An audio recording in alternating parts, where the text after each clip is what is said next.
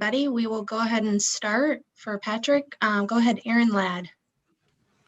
Patrick, we were just talking with Coach Reed, and he said he was still impressed by how Tyreek continues to put in hard work every day and is trying to continually get better every day. I wonder if you could speak to his work ethic and specifically maybe his competitive spirit as well. Yeah, I mean, he's just a guy that comes with energy, and he comes with that work ethic every single day. We ask him to do a lot. I mean, you obviously see he's always running down the field, catching these long plays.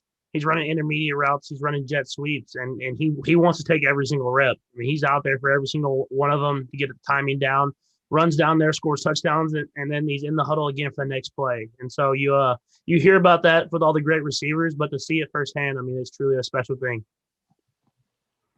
We'll go next to Diana Rossini. Go ahead, Diana. Patrick, this is it for us. This is the last time we get to talk to you. So I know we're still, it feels like a long time away from this game, but can we quickly just fast forward to Saturday night and kind of take us through your routine, what you like to eat, and kind of who do you like to talk to? Can you take us sort of what your Saturday night plans are? Yeah, they're a little different than they usually are, obviously with the COVID protocols. But for the most part, I mean, you go through your kind of your first 15s, stuff like that. You go through scenarios that can present itself during the game, kind of those last end of game scenarios, and then you just go out there and you're ready to play. And I talk to everybody as much as I can in those meal rooms, even though we're separated and everything like that. Then I get in bed, get a good night's sleep. You start visualizing plays as you get ready for bed, and then it's game time. It's ready to go. We'll go next to Sam McDowell. Go ahead, Sam. Hey, Sid, I'll have a follow-up to this, but Patrick, kind of related to what you were just asked, except for I wanted to backtrack what's already happened this week. Can you kind of give us a sense of how much extra obligations you have this week compared to a normal week? Yeah, I mean, I think Ted and Brad did a good job of kind of spreading it out for me, and we kept it where it was only a couple things a day, but just getting able to talk to the media, getting able to kind of give your input on what you think you can do to go out there and execute. But at the same time, you expect it now. Last year was obviously in person, but you got a sense for what it's like. And this year you get to do it virtually, but you understand what this week entails, which I think will help out a lot of guys in being prepared for the game. And just as a quick follow-up, I mean, can you give us a sense of what it's like to be answering questions for hours every single day for an entire week? Yeah, I mean, you kind of get used to it, I guess, in a sense. You prepare yourself to go in and try to present the best representation of not only yourself but of the team. And I try to do that every single time and be a good representation of myself and the Kansas City Chiefs. We'll go next to Jory Epstein, USA Today. Go ahead, Jory. Hi, Patrick. Thanks for your time today. You've spoken about why it's important to you to work in the community and to be vocal about these social justice issues, but what this season are you most proud of accomplishing, whether it's something voter registration or something that you were able to do with the Chiefs? Yeah, I mean, there's a lot of things. Obviously, the voter registration stuff was huge. Not only getting all of our team registered to vote, but to present it to Kansas City and get voting machines in Arrowhead and show that we support people going out and using their voice. But for me, I think it was just the open dialogue that we had within the team. People from all different backgrounds kind of showing their point of views and coming together and making us even closer. That just kind of is a small sample of what we can do in this country in order to help become more unified and to be better as we want to continue to move forward and make progress. We'll go next to Danny Welniak, KCTV. Go ahead, Danny. Patrick, hope all is going well. I have a non-football question for you. Obviously, you and Brittany are getting very close to being parents. Are you concerned at all that you might end up with a Super Bowl baby? And how ready are you guys to embark on that next chapter of life? Yeah, well, first off, we're extremely ready. We're excited. We have all the things planned out and every single gadget and tool you can have to be great parents. But at the same time, I'm trying to tell her to hold off until after the game. But whenever it happens, it happens. But if we can wait till maybe a few weeks after the game, that would probably be ideal. We'll go next to Nate Taylor. Go ahead, Nate. Hey, Patrick, I got 2 questions for you, man. When you think about the speed that's around you, just how much of a difference does that make for your job? And then secondly, talking to some guys who did not play in the game last year, obviously Juan Thornhill, Alex Okafor, you got a ton of rookies with you. Just how nice is it and satisfying to give those guys the opportunity based on the work you and your teammates have done this year? Yeah, I mean, to your second question, it's definitely satisfying with those guys like that. I mean, like Juan and Alex Okafor, I mean, they were such big parts of our team last year, and they didn't get the opportunity to play in the big game. And I mean, you never know if you're going to make it back here. I mean, we preach that to each other. I mean, every single day. I mean, obviously we're here for the second straight year, but you never know if you'll get another opportunity to be in this game. And so that's a huge deal, and we're going to try to really not take any day for granted and prepare ourselves to be the best that we can be on Super Bowl Sunday. You got to ask your first question one more time for me again. Yeah, it's just how much does the speed around you help your job, and just how different is it, even when you were playing in college, right? Just the amount of speed and how much that makes your job and just everybody's job easier on the field. Yeah, it's a tremendous effect. I mean, it's something that's truly special. I mean, having those guys that are physical, but they're also extremely fast.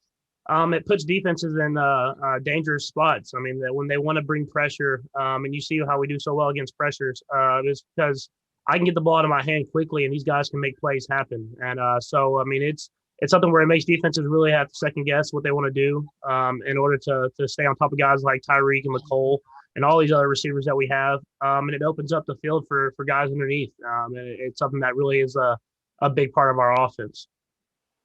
We'll go next to Ryan Dunleavy, New York Post.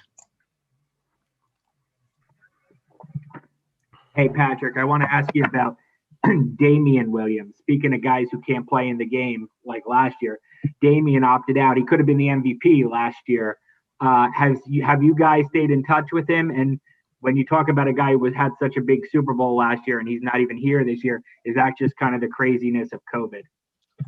Yeah, it is. And I mean, obviously, he opted out for the right reasons to help take care of his family. And we still stay in touch with him. I mean, was a vital part of this team last year and will be when he gets back.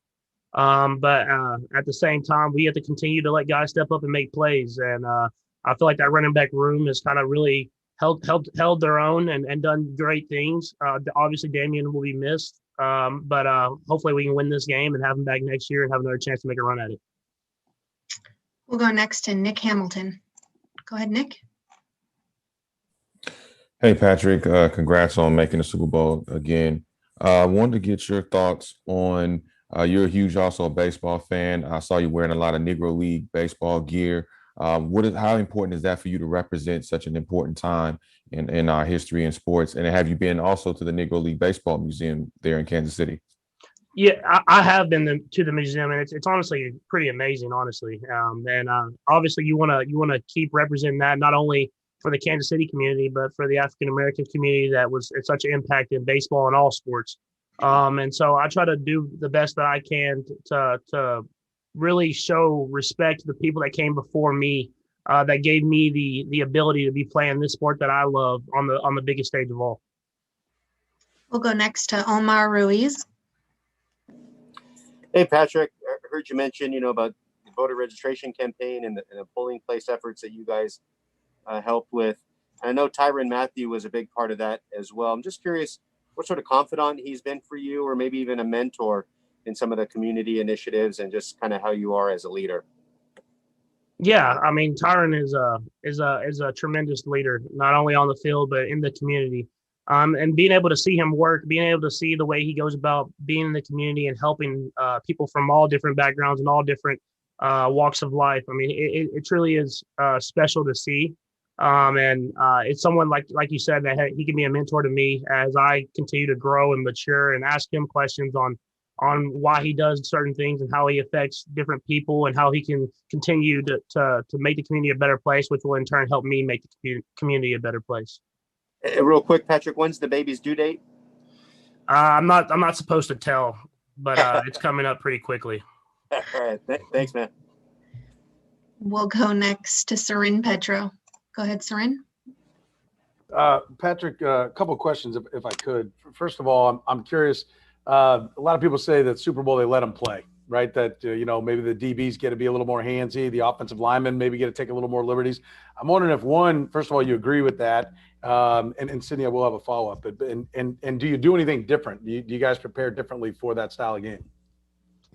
Yeah, I think you prepare for that style of game, no matter if it's regular season or in the playoffs. You have the understanding of in the playoffs, you want players to make plays, and so that's what the kind of the flow of the game is. But you have to prepare to fight through kind of those holdings as a receiver or on defensive line, trying to get through the line of scrimmage, make it a little tug here and there, because you never know what's going to get called, if it's going to get called or not, and you want to make sure you're trying to make a play regardless, and you kind of let that stuff handle itself.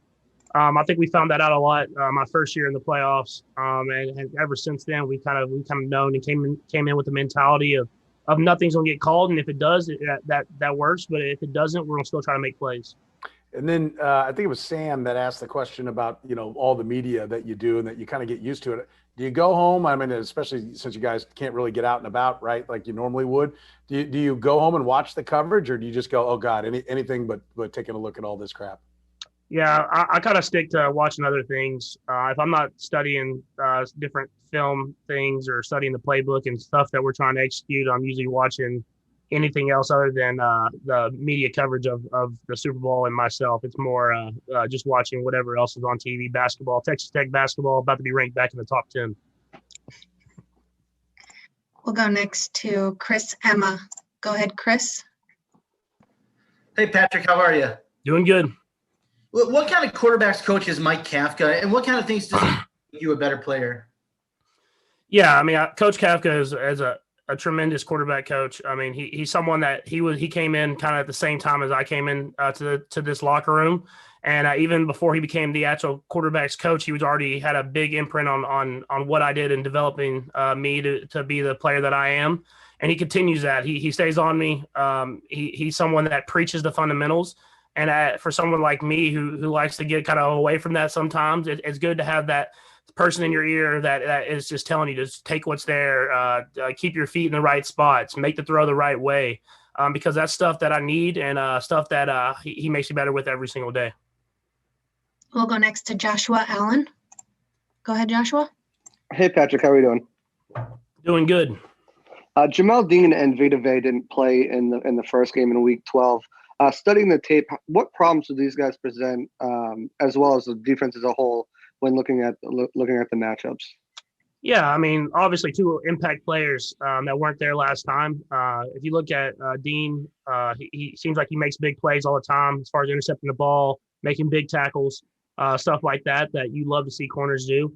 And then Vita Vea, I mean, that dude is, I said earlier this week, he's a problem. I mean, he can stop the run, obviously, but he's almost as good at just rushing the passer from that defensive tackle spot, which is it's hard to find, and it's a tough thing to stop. And so for to add them along with this already great defense, we understand it's going to be a great challenge for us, but we have to go in with the mindset and the confidence that we're going to do what we do and try to move the ball down the field. We'll go next to Pete Sweeney. Hey, Patrick. As you think back to 2018, and you and Andy and coming off being the backup for Alex, I know you guys have done a lot of winning, but as you reflect back, what are you most proud of the program that you and Andy Reid and by extension Brett Veach have been able to build here? Yeah, I think the thing I'm most proud of is that no one has become satisfied. No one's become happy with winning one Super Bowl championship. I mean, everybody's trying to make themselves better every single day and not trying to take a day for granted. And you don't have that in every single organization and every single locker room. And I think that just comes with the culture that Brett Veach and Coach Reid have kind of instilled in us, and that's to get better at least 1% every single day. And that's why I think we're in this game and we have a chance for another Super Bowl championship. Thanks. Let's go next to Cooper Boardman. Go ahead, Cooper. Patrick, I've got a baseball one too. I'd love to take you back to 2015 and the year that you played with Texas Tech baseball and the one pitching appearance that you had. What do you remember about that one appearance? I came into the game. I walked the first guy, I believe. hit the second guy and gave up a double, and they scored a run, and then I got taken out of the game. So that was I think I have like an infinity ERA, which isn't probably a good one. That's not something that I'm very proud to have on my record. Thanks. We'll go next to Jason Dill. Go ahead, Jason. Hey, Patrick. I wanted to talk to you about your center, Austin Ryder. How would you sort of describe your relationship with him, what he sort of brings to the table, and has he had any conversations with you or anybody about how cool it is for him to play not only in another Super Bowl, but one that's only an hour from where he grew up? Yeah, I mean, obviously you understand that. I mean, all those guys that get to go back home and play in a Super Bowl game back in Tampa, I know it's going to be really special for them. I call him Reader just because when he first got here, I called him Reader and he never corrected me. So I'm like the only person left that still calls him Reader instead of Ryder, but don't tell him that. He's a great guy. I mean, he's someone that comes to work every single day. He understands the protection rules, the run game rules, and he gets us going in the right direction. And then he's a trustworthy guy in there. I mean, he gets in there, he makes the right blocks and does things the right way. And so we've continued to build our relationship and become good friends as well as teammates. And I'm excited for him to get a chance to play in the Super Bowl back in his home state, in his home city. Let's go next to Len Jennings. Go ahead, Len. Hey, Patrick, a two-part question here. Just did you envision last year before the Super Bowl, did you envision that Wasp was going to be as big as play, was going to be historic for the Kansas City Chiefs? And a follow-up to that is, do you feel like you have other plays that you're kind of excited to use that could be possibly the next Wasp on Sunday?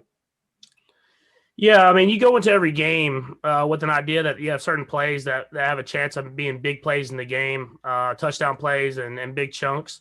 Obviously, I didn't realize that it was going to become like a play on Madden and something that Chiefs Kingdom will forever remember. You go in with an idea of the plays that you like and that you think can execute versus the defense that you're going up against. I'll try not to throw the 2 interceptions to get us in the situation where we need a play like Wall. So I'm going to try to keep it going positive all game long. Next to Jeff York. Go ahead, Jeff. Hey, Patrick. Tyreek was talking earlier about, your competitiveness and your desire to be great. I just wondered if someone told you that you could play in 10 Super Bowls and win 6 of them and then walk away at the end of your career, how would you react to that? Yeah, I mean, that's what the goal is, to win as many Super Bowls as possible and to be playing this game every single year. And so I'm going to have that mindset every single time I hit the field, is I'm trying to get back in this game and I'm trying to win it. We don't look that far ahead. I'm focused on this game right now, trying to win this second Super Bowl and be able to hold that Lombardi trophy and have that second ring. If I'm at the end of my career and I have a lot of Super Bowl rings in my hand, I'll be happy. We'll go next to Clarence Hill. Go ahead, Clarence. Hey, Patrick, I appreciate you the time. Bobby Stroop and ABEC, how much is what you working out there and forward with Bobby Stroop helped you in your career? Yeah, I mean, I think it's helped me tremendously. I mean, I've worked out with Bobby since I was in 4th grade, and I feel like I get more athletic and faster and stronger every single year ever since then. It's trained me to push myself even harder every single time I go back for the off seasons. And I think the best part about it is he knows where my limit is, and he'll push me to that every single time. He's not going to take it easy on me any day, and that gets the best out of me at the end of the day. Let's go next to James Yarcho. Go ahead, James. Patrick, when you played the Buccaneers before, they did not have Vita Vea, and he will obviously be playing in this game. What kind of wrinkles or problems does somebody like Vita Vea create for the offensive line, and how do you adapt to his style of play? Yeah, he's a guy that you got to know where he's at every single play. I mean, he obviously is super disruptive in the run game, but he's just as good as a pass rusher. And you don't see guys like that play in that position that can rush the passer like that much. And so for him, he's a special talent, and I'll have to know where he's at every single play in order to not let him disrupt the entire game. Thanks, Patrick. Let's go next to Chris Ryan. Go ahead, Chris. Hey, Patrick, congrats on the second straight Super Bowl. I want to ask you about, the reason that you play the game. You were kind of talking about this a little bit earlier, but do you play the game to be the greatest ever? And obviously looking across the field at Tom, who currently has that mantra, what role do you think this game plays in perhaps your long-term legacy? Yeah, I mean, it's a big question. I mean, for me, I focus on the now, what I can control, and that's going out there and being the best player and the best teammate that I can be on Super Bowl Sunday. And that's going to take great practices during the week, and that's going to take the best effort I could possibly give on Sunday. And it's going to be a great game with two great teams. And if I leave everything I have on the field for my teammates at the end of the day, I'll be happy. Let's go next to Federico Olvera. Go ahead. Thank you. Good afternoon. How are you doing, Pat? Doing good. Reading from Mexico City. Pat, is there any quarterback that you saw in your childhood that influenced you in your quarterback style?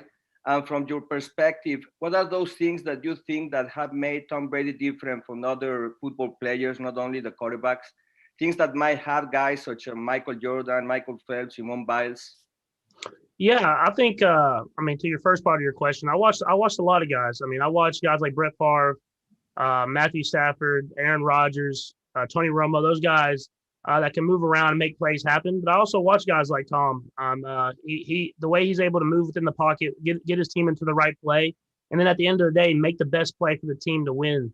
It's truly special. And if you look at guys like Tom and Michael and Kobe, LeBron, A-Rod, all these special guys, I think that at the end of the day, you see that their work ethic and their drive to win is just different than everybody else's. And I think that's what makes them special. And hopefully that I can try to do whatever I can to have that same work ethic and drive at the end of my career. We'll go next to Claudio Gestro. Patrick, tight ends can be a big part of the game. How are you preparing with them considering the Bucs defense? Yeah, I mean, obviously, the tight end that I have, and Travis Kelce, is a special player, and you know that he'll attract a lot of attention versus that Bucs defense. But then at the end of the day, I'm gonna have to find ways to get him the ball. I mean, he's a guy that can make plays. He's a mismatch for defenses, and he obviously has been a huge part of why we're here today. Let's go next to Pete Gradoff. Go ahead, Pete. Patrick, you talked about the Saturday night last year. Did you have any nerves at all, or did you just fall right asleep? I fell right asleep. I mean, I think I had a few nerves. I mean, playing in my first Super Bowl game, came out and didn't play the way I wanted to at the early part of the game. And I feel like having just that one game experience will help me out in this one. I mean, at the end of the day, it's just a football game. You're going to have ups and downs. It's about how you battle through adversity. And I'm glad that I get another opportunity to be playing in this game. We'll go next to Dave Campbell. Hey, Patrick. Obviously, your ability to avoid or keep the sacks totals down is, a product of your ability to move around, your eagerness to do that. But how much of that goes into being in sync with your offensive line and them sort of knowing where you want to go and how you want to operate back there? Yeah, a ton of it. I mean, first off, knowing when you're hot, knowing when you're going to have a free blitzer is something that you have to know, so you can get the ball out of your hand and to the receivers and let them make plays. And then knowing how to work with your offensive line and knowing how they're trying to protect you and how they're trying to throw guys by you or push them in front of you so they give you another lane to run and throw with. It's something that you have to build that chemistry with. And I think the good part about our training camps is we get a lot of those guys working to prepare for moments like these. Let's go next to Kelly Hallinan. Go ahead, Kelly. Hey, Patrick, I was just wondering, is your approach to this matchup against a quarterback who's been here 9 other times differ compared to last year against an inexperienced team? Not necessarily. I don't think the approach going into the game. I think the one thing you have to understand is that the game it's never going to be over. Knowing the two teams that are playing, neither team's going to give up until that clock hits 0 and the score is the score. And so I think during the game, just knowing that you're going to have to battle to the very end of the game is something that you have to understand going into this one. Next, we'll go to Nora Princiati. Go ahead, Nora. Hi, Patrick. Thanks for doing this. So you guys have been really effective as an offense in 3rd and long situations and converting those, which obviously you don't want to be in those situations, but if you can do that, that's great to keep your drives going. Can you just speak a little bit to the mentality of being able to be in those situations, trusting that you can find a way out of them, and kind of what it does to a defense that you're facing when you are able to stay on the field, maybe after getting yourselves out of a situation that they might have started to feel like they kind of had you pinned back there? Yeah, I mean, I think it speaks to the guys on this team and that never give up attitude. First off, you have to have the offensive line give you time in those 3rd and long situations. You have to have the receivers, which I'm lucky enough to have, that are fast enough to get down the field and get themselves open. And then you just execute. And I think that goes to Coach Reed and the way he runs practice and the way he runs our training camp is he prepares us for those situations. So guys know exactly what they want to do. And we go out there and we try to execute and keep the drive alive. We'll go next to Heather with NFL International. Hi, Patrick. Congratulations on your second. I lost Heather as she was talking there. Mute. There we go. There we go. You can hear me now? Yep. Congratulations on your second Super Bowl. So I want to know, what are your thoughts on all the Mahomes versus Brady chatter that's been going on all week? Brady mentioned in one of his Zooms that Mahomes thinks he can make every play. Do you feel like as a QB, you're supposed to have that type of confidence and believe in yourself, especially going into a big game like Super Bowl Sunday? Yeah, I mean, as far as the chatter goes, you understand why the talk is the talk, and you understand how great Tom Brady is. That it's a big game to play in the Super Bowl against him. But at the end of the day, it's just another football game. And that as your part of your second part of your question, it's a fine line. You want to be able to believe that you can make every single play, but you don't want to have a play that turns bad because you're trying to do too much. And so that's something that I've battled with my entire career.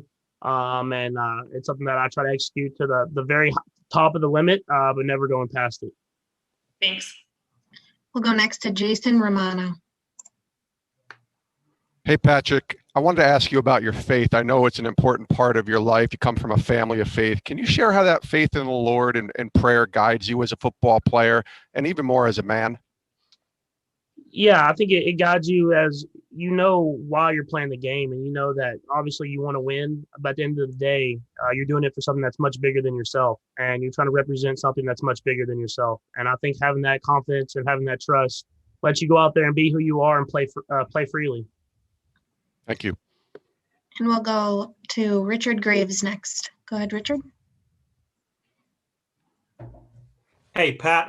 I'd like to go back to this issue of leadership if we can. Over the last 12 months, we've seen plenty of footage of you interacting with your teammates on the sideline and the positivity you exude. I wonder if you could just take us through your mentality and where that unwavering,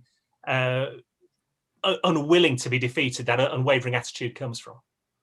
Yeah, I think you have to build that with the guys in the locker room. You have to believe in each other so much that things positive happen, and I feel like we have that. We believe that we can battle with anybody, and that we can find a way to win in any type of football game. And I think that comes from not only me, but all the guys on this team, and we support each other to the very end. And no matter what's happened before, we're going to believe in that person the next play. Thank you, Patrick. That's all for today. Thank you. Thank you.